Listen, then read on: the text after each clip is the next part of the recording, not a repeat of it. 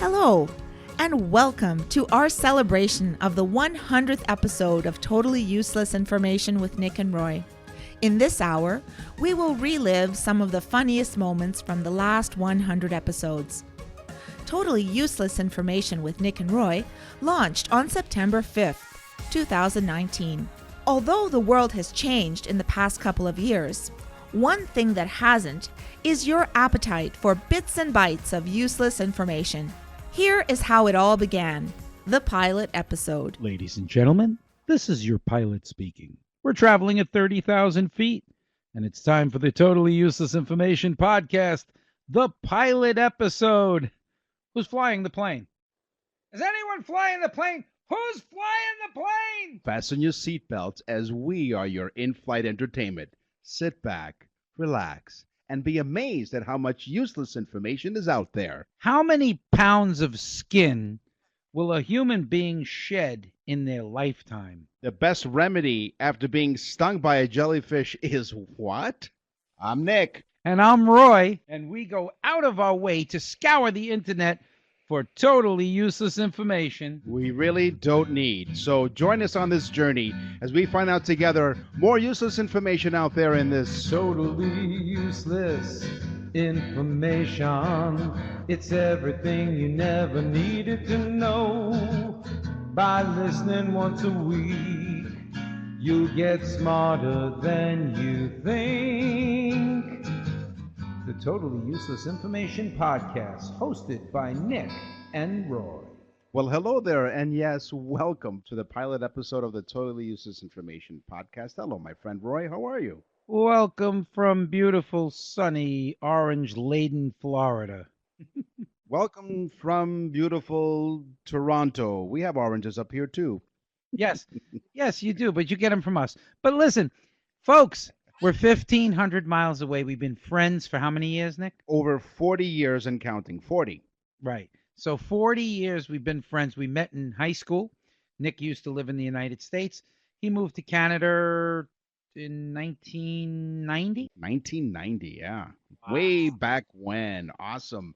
So here we are, 1,500 miles apart, and we've been doing this podcasting since, well, we first met. But podcasts weren't invented back then, so we finally started to record them. And here we are for you, to give you totally useless information. So, like we said, sit back, relax. You'll be amazed at how much information's out there, and we are here for you. Well, if Al Gore invented the internet, then we invented the damn podcast. That's right. Absolutely. So, let's kick it off right away. Animals, animals, animals, crazy animals. You're going to find some amazing jingles. The budget was set way, way high. Nick introduced us to a remedy that might be helpful if someone is stung by a jellyfish. Get ready for it. True or false? If you are stung by a jellyfish, this is my teaser. If you're stung by a jellyfish, the best remedy is to pee on it. True or false? I hope not. I would say true, because I've heard that people do that. The answer is false. No, not only is this not an effective treatment, but scientists have found it can worsen the sting, so don't do it. According to the Cleveland Clinic, the proper way to treat a jellyfish sting is with hot water, Okay. not urine. So you're at the beach. Somebody says, I got stung by a jellyfish. You run over, you pull your bathing suit down, and you start to urinate on them. Why? No. Why? Why would anyone do that? I would punch them. You're in for a real rude awakening. Okay, well, being that you were talking about urine, what animal has the largest penis in the animal kingdom? What a segue. It's an amazing segue. Thank you for that. What animal? I would say I would guess. I don't know if everyone out there would guess the same as me. What do you think, guys? What do you think, huh? Studio audience? Yes, do you all agree? The horse. The horse. Well, although the horse has a rather hefty Schwarzenegger, the actual largest penis in the animal kingdom, considered by size, the barnacle, the thing that hooks onto your bottom of your boat, is apparently hooking on with something else. He has the largest penis in the animal kingdom, the barnacle. My boat or yours. Here are a couple of weird laws that are still active today. Did you know that in Kentucky, it is illegal? You can get arrested for holding an ice cream cone in your back pocket. You got to be kidding me. Why? Why would you want to take the ice cream cone and put it in your back pocket? I don't know. It's not like something that's easily toteable around. It's a hard enough time to eat the thing without it getting all over you. Nevertheless, sticking it into one of your pockets. I could not even understand this part. So let's say you're going to pick up some ice cream for 3 or 4 of your friends. Right. You don't have any place to, how many ice cream cones can you hold in one hand? So you start putting them in your pocket. Right. And maybe someone complained in Kentucky, because all it takes is one complaint. The next thing you know, they've banned back pocket ice cream cones. Tell you what happened. They probably had the ice cream cone in their back pocket, sat on a seat. Somebody else sat on the seat, got ice cream on their pants, and said, "Son of a, you know what? No, son of a gun."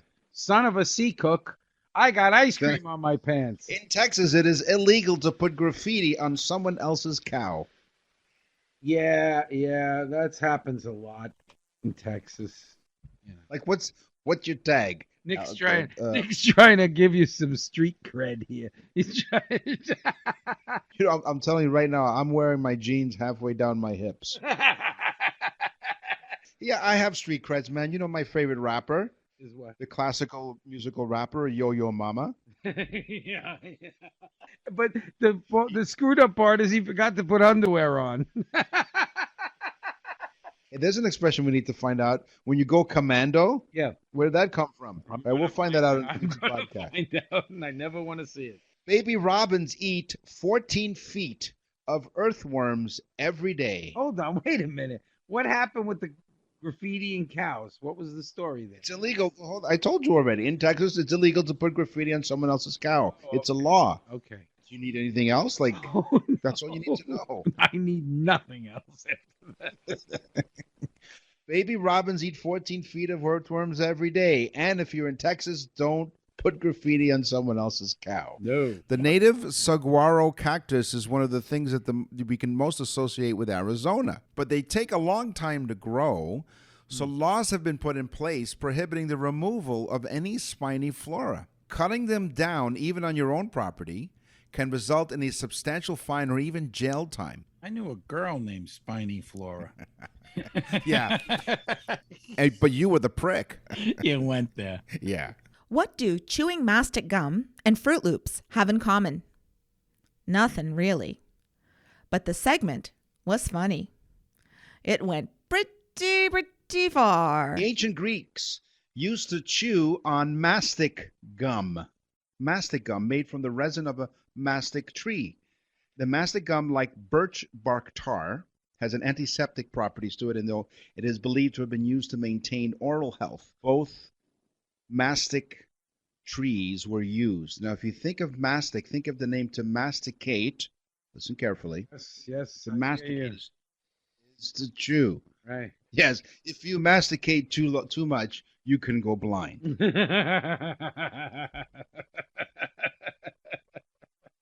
But as the mastic gum comes from, I gotta hand it to you. there you go.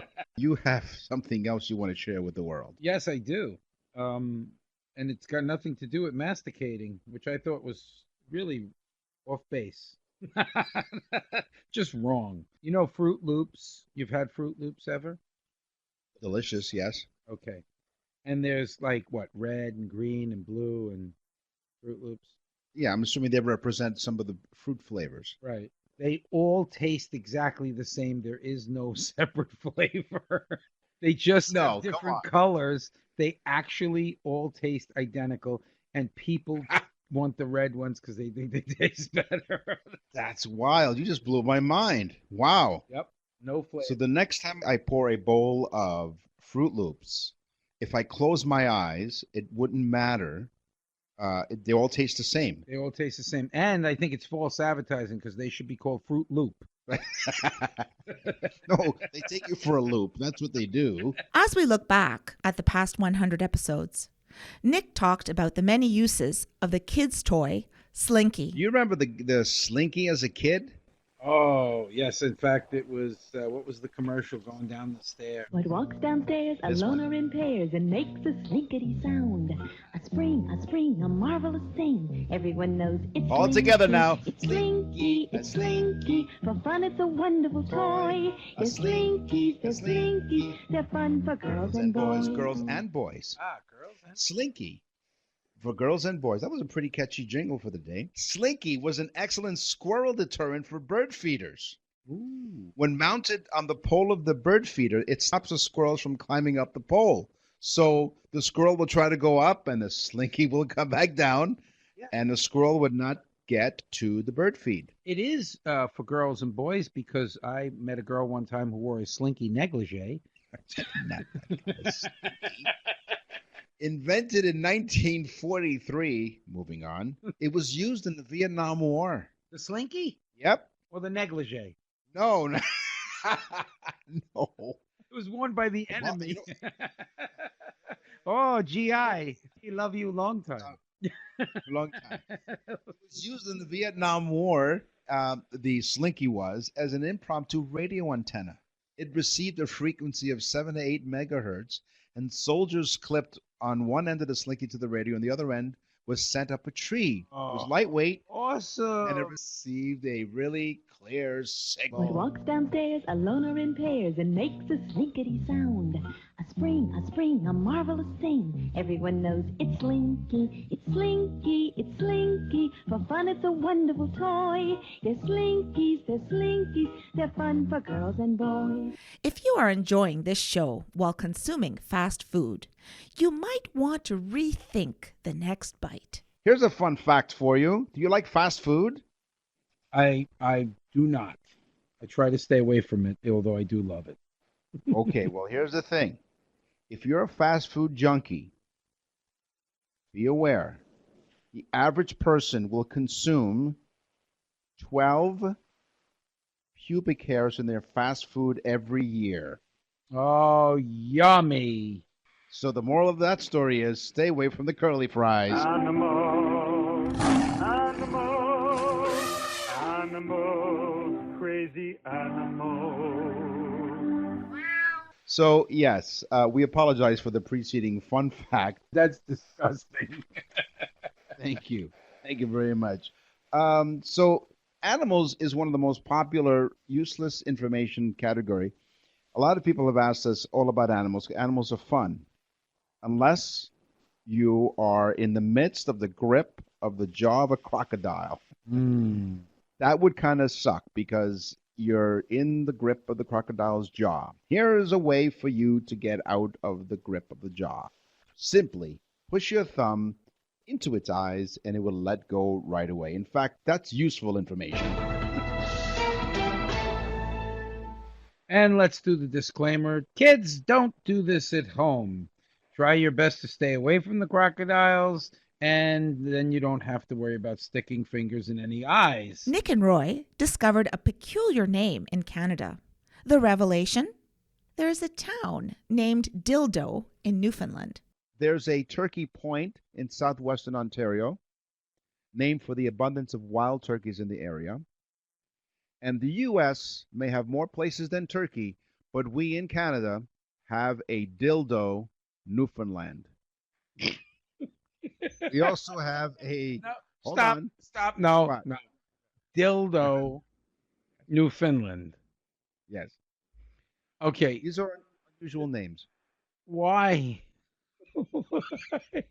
Why would anybody want to live in Dildo, Newfoundland? What do they? We also have a head smashed in Buffalo Jump in Alberta. Okay, I'd rather live in Head Smashed In than tell somebody, where do you live? I live in Dildo. I love Dildo. Better yet, where would you stay when you go there? Yeah, you'd stay at the Dildo Inn. Where'd you go? Dildo High. Dildo High School. On that note, on that wild note, Yeah. we have to go. I think I lived on Dong Street in the town of Dildo. Oh my God. What the hell's going on with Canadians? There's so many words in the English language. You could have picked a French one. Head smashed. It's okay. But dildo? I don't know. Raspberry smelling jeans were among the many funny inventions talked about by Nick and Roy. Weird Guy scratch and sniff raspberry scented jeans are made by clothing manufacturer Naked and Famous Denim. The Canadian brand boasts of using only raw denim manufactured at a traditional mill in Japan, so you can be assured of quality. For the Weird Guy jeans, raspberry perfume was coated all over the denim and then baked into them. The perfume contains millions upon millions of tiny micro scent capsules that break when you scratch on the surface of the jeans, like a scratch and sniff, releasing the yummy raspberry fragrance. Naked and Famous claims that the scent can last up to 5 washes, and if you wash your jeans just once every 3 months, they'll stand on their own. No, if you Who the hell doesn't wash their jeans? Okay, let me just, I'm all over this one. Okay, first off, do Canadians not wash their jeans but for every 3 months? Okay. But then the most upsetting thing of all is the guy's a Canadian. He invents the jeans. And then he says, so that we can get some good quality, we sent it off to Japan to be made because we can't make them here in Canada. Oh, my God. What if you were told by your employer that you had to wear their underwear under your uniform? That's exactly what happened to Disney employees. Up until 2001, Disney employees were not allowed to wear their own underwear under their costumes. They had to share Disney-issued undergarments. So what were they, Mickey Mouse? Like, here are grown people wearing Mickey Mouse underwear. But after several employees complained, and they complained because they got pubic lice and reported stained undies, the company changed their policy.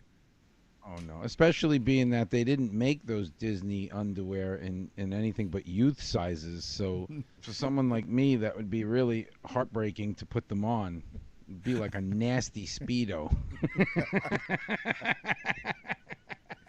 At first I thought it said public lice. What, there's private lice? Listen, there's no room for me, nevertheless the pubic lice. This show just went off the rails. Right into Disney World. When it comes to the topic of useless sports information, here's one that may linger after you hear it. It's the professional finger pulling competition. So the finger pulling is no laughing matter in the Alps, okay? This is no laughing matter. Finger wrestling was once used to settle disputes, but it's now a competition that is taken quite seriously by the contenders. The winner is the person who manages to pull the other contestant's finger across the table using only his or her finger, as I said. Contenders pick their digit carefully and subject it to rigorous training involving crushing tennis balls and doing one-finger pull-ups. Professional, not amateur, these are professional finger-pulling competitors in the Alps. It's like, pull my finger. In the Alps, if you say, pull my finger, because it would echo. Useless information about animals was also discussed on the show. Nick found something giggle-worthy about chimps and their drinking habits. Speaking of going to the zoo, sometimes you'll see some chimps. And sometimes you'll see those chimps drinking fermented tree sap. Scientists are studying these chimpanzees in Guinea, and they've seen evidence of long-term and recurrent ingestion of ethanol. There was a 17-year study recording chimps, and and they're using their leaves to these plants to drink the fermented. The 17-year study recorded. I think you drank it. Yes. Yes, I was visiting the chimp cage before I started the show today. The 17-year study recorded chimps using leaves to drink fermented palm sap. Some drank high enough alcohol to produce what they called visible signs of inebriation. Yeah, they get whatchamacalls it SUIs, which is swinging under the influence. That's right.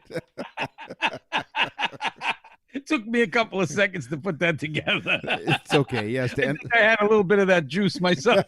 I think they are swingers. Yes. In one of the useless facts, Nick suggests a way to improve your car's key fob signal using your head. Roy wondered what would happen if you stuck the key fob, you know where. Holding a remote key fob to your car, if you hold it next to your head, it increases its range because the water in your brain acts as an amplifier. If you touch the remote to your head while pressing the button, you can unlock your car from a further distance. For even better results, hold it under your chin and then open your mouth. Really? Yeah. Could you imagine what happens if you stick it up your No, then the headlights come on, and then it starts itself. it's a remote start. Oh, I didn't know you had remote start. Yes, on those cold winter mornings in Toronto, just stick the key fob up the old poop chute, and you can automatically start your car. You're listening to a celebration of 100 episodes of totally useless information with Nick and Roy. Listen, laugh, and learn. Nick and Roy covered an invention by Buck Weimer for a U.S. underwear manufacturer named Shreddies. Their claim was that the undergarment can neutralize your air biscuits. Have you heard of Shreddies before? No. This is going to help millions and millions of peoples on the planet. Invented by Buck Weimer for a U.S. underwear manufacturer, Shreddies claim to neutralize the smell of flatulence. The filter, okay, to filter the flatulence's effects, the underwear's airtight fabric is sealed with elastic around the waistband and legs.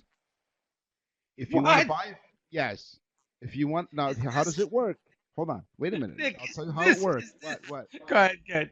I was going to say, is this how the guy found out about the balloon? He blew his pants up and floated away. No, it would have been helpful. How does it work? Well, Shreddies flatulence filtering garments feature an activated carbon back panel and absorbs all of the flatulence odors. Due to its highly porous nature, the odors become trapped and neutralized by the cloth, which is then reactivated by simply washing the garment. Okay? If you want to buy a pair, or perhaps a pair for your significant stinky other, you can visit their store, myshreddies.com.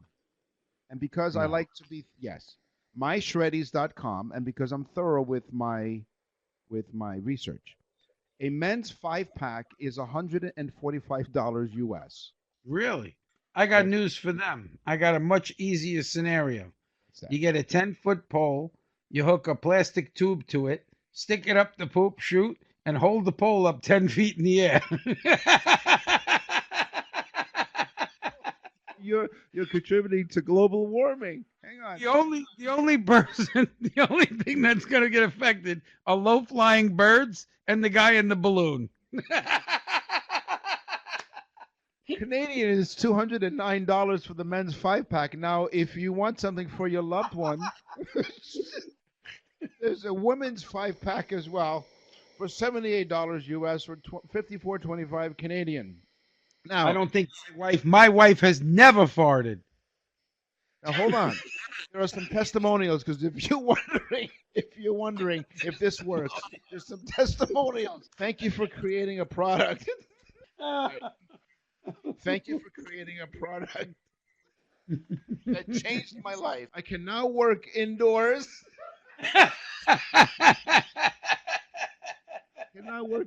Without fear. It has made a remarkable improvement in my social and personal life. This is from Heather in the USA. That's a great thing. And from this is anonymous, and I guess I can understand why. I wish to thank you. This product changed my life. It doesn't matter what I eat. The gas is so bad, and the smell has driven my husband from our room at night. These underwear have given me back my life. I no longer have extreme anxiety about having to pass gas while in the midst of social situations. I'm a nurse. I'm a nurse. Oh, I great. would almost have panic attacks when stuck in the patient's room too long. This is no longer a problem. Thank you so much for inventing and designing these underwear. They have really changed my life. She walked in the room. She's a nurse, and she said, "Hi, how are you?" And then she had her little attack. Next thing you know, the woman turned around in the bed and looked, and she was about where she went from a size 6 to a size 12. All the clothes are blown up, ready to go. Boom. In one of the newest topics, Down the Garden Path, Nick presents plants with rude names. Here's some plants with some rude names. The sausage tree. Oh, boy. It's sacred to many African communities and commonly has large sausage-shaped fruits hanging from its branches. Mm-hmm. Okay? That's sometimes when I hang out in the little tree house. But That's go right. ahead. It's often used in herbal remedies and as well for skin treatments, so that you know, okay? The next rude name for plants is nipplewort. Nipplewort. Nipplewort? W-O-R-T. An edible plant with a yellow flower that is used as an herbal remedy for nursing mothers, nanny goats, and dairy cows. Oh, Yeah. so that's the nipplewort. There you go. The shaggy soldier. The shaggy soldier is found growing around cities in the United Kingdom and has stems and leaves. They take on a hairy look. You know what would be terrible if the shaggy soldier was rubbing up against the sausage plant and started to touch the old nipplewort. The next root plant name is Sticky Willy. Okay. Yeah, you wouldn't want to mix the sausage No, plant with with the the- sticky willy no. next to a nipplewort. No, you want to see the doctor at that point. The plant has creeping, straggling stems that grow along the ground and over other plants. They attach themselves with small hooked hairs which pretty much grow out of the stems and leaves. Like an Italian woman. Yeah, of course, the hair is above their lip. And finally, the last rude name here, stiff cock. What is that? It is stiff cock, okay? Stiff cock. Stiff cock. That's right. This is a plant.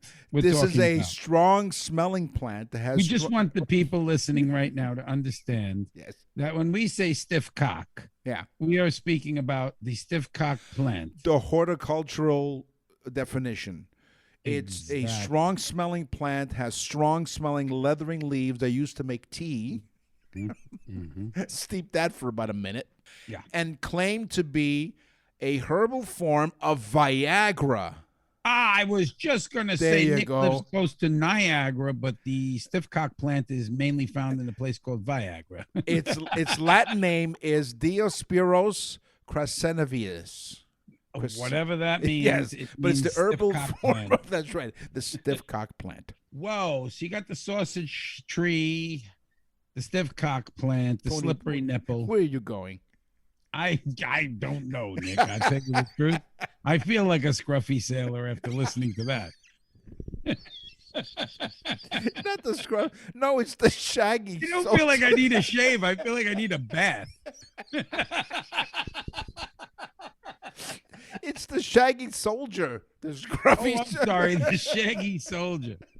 If you're gonna do this, you have to get the names right, okay? On totally. I'm trying to. Okay. I'm trying to. Okay. After that, there's really not much. The show's over, folks. Thanks for listening. When searching for the invention segment of the show, Nick discovered a clock that doesn't tell the time.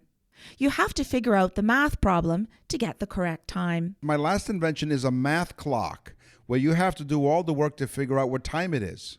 The Albert clock displays math equations instead of actual time. There's one equation for the hour of the day and another one for the minute. So to tell the time, you have to do the math first. For instance, if the clock will display 8 plus 3 hours and 25 minus 3 minutes, means 8 plus 3 is 11, 25 minus 3 is 22. So instead of saying 11:22, it says 8 plus 3 and 25 minus 3. The designer made the clock to help kids brush up on their math skills. And their javelin throwing skills because it goes flinging across the friggin' room. Yeah, and Nick has a clock like that, and that's why when he shows up to work late, he says, "I'm just stupid." Over the 100 episodes, Nick and Roy had many special guests on the show. Here is iHeartRadio's very own Richard Krause. He speaks about the missing features in today's cars. 5 things we don't find in cars anymore. Metal. Metal?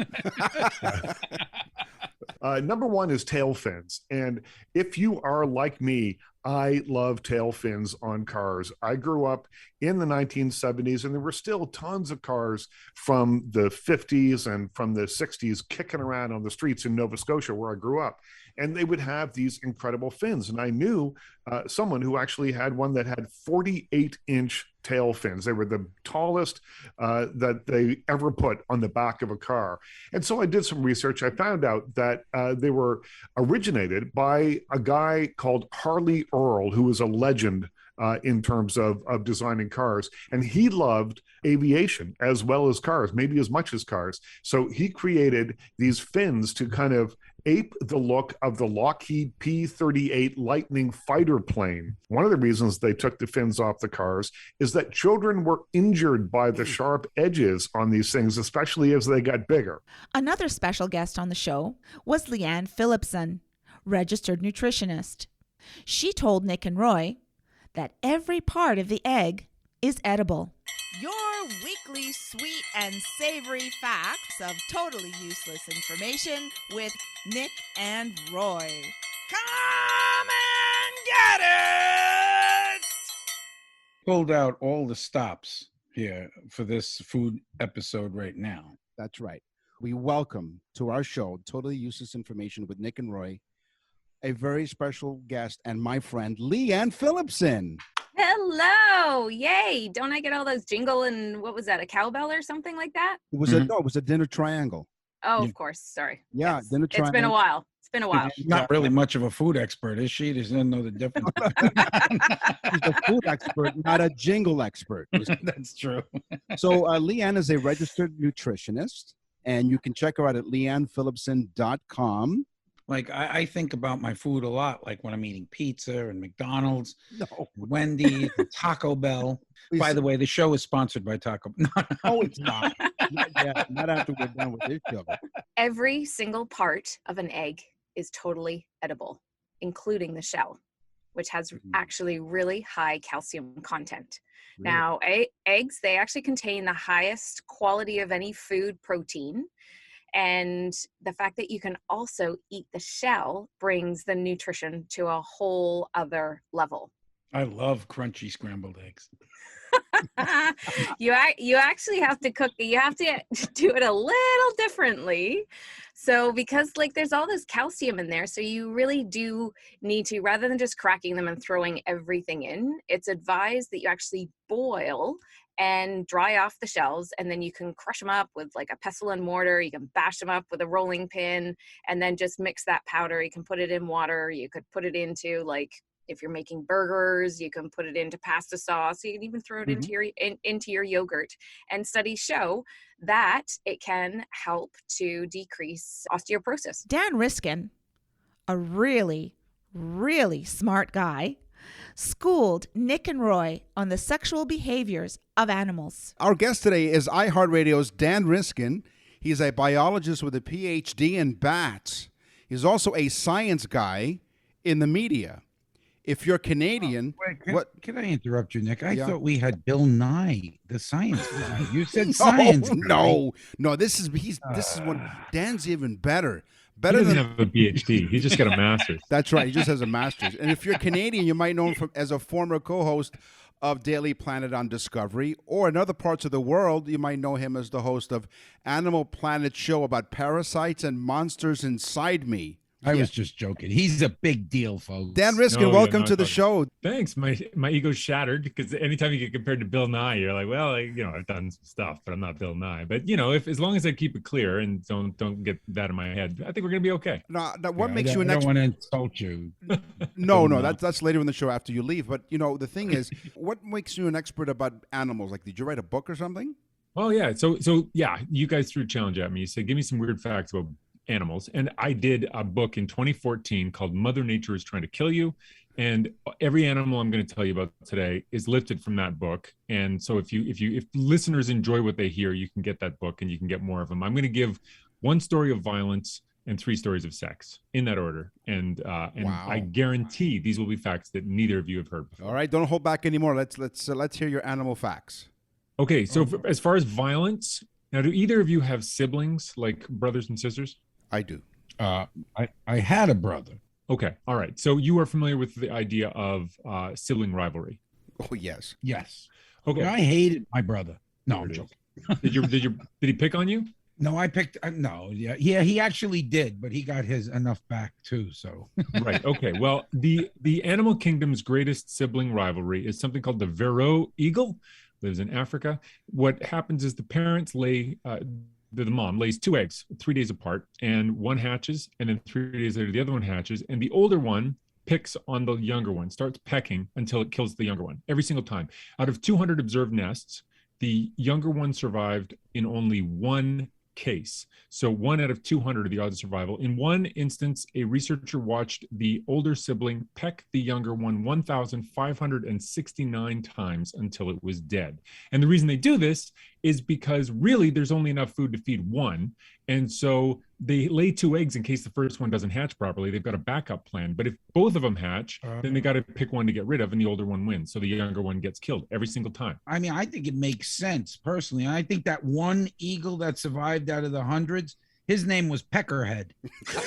For the music segment of Totally Useless Information, Nick and Roy invited Eric Alper, a longtime music publicist, as well as the host of That Eric Alper on Sirius XM. Today we have a very special guest. We had to clean up the studio once again because, every once in a while they need to tidy up because we have company. We have Eric Alper. He's a music publicist. Welcome, Eric, to Totally Useless Information with Nick and Roy. Oh, I'm happy to be here. So let's go back to the late 1960s. And there was a group called the Zombies, which a lot of people may know that they had a monster song called Time of the Season that still gets played on classic rock radio stations to this day. Well, it turned out that before that song became a hit, the Zombies actually split up for good.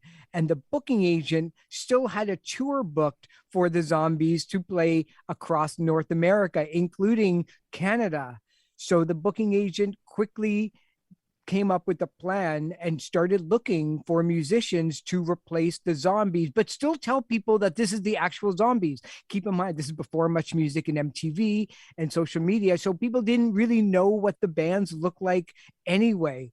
2 of the guys in the band were actually, 2 of the guys in the band were named Dee Cruz and Chris Page.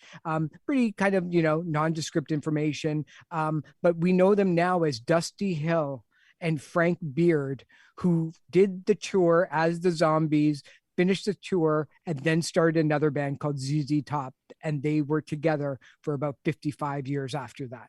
That's cool. That's cool. Say. So never turn down a gig, because you never know who you're going to meet, really, for all the musicians out there. Finally, we feature one other guest interview, Mark Saltzman, a prolific tech expert with one simple goal: breaking down geek speak to street speak. Mark Saltzman, welcome. Hey, thanks, Nick and Roy. Congrats on wrapping up season 5. Very exciting. Who knew we'd have this much useless information? I know. Nick, enough about us. We got this guy on the show. He's a big deal. He wrote a book called The Apple Watch for Dummies. Yeah, I just finished the 5th edition. It's out now. It's called Apple Watch for Dummies 2022 because, as you likely know, like other Apple products, they change it every year, so you have to keep on top of it. But yeah, it's a fun brand to write for. Wiley is the book publisher. The Dummies books, the yellow and black books. There's a million of them, right? Nick and I have we have the reading for dummies.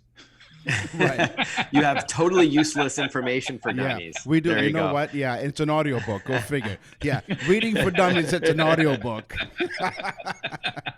That's a good one. I've got some useless facts for you from the golden age of video games. Sure, shoot. Can you name an iconic video game from the 80s that did not require a button at all? Oh. No buttons. No There's buttons. 2 of them, actually, 2 big games. So the answer is Pac-Man. No buttons, right? Think about it. Ms. Pac-Man even better, in my opinion, than Pac-Man, but they did not require a button. We want to thank you for listening to our celebration of 100 episodes.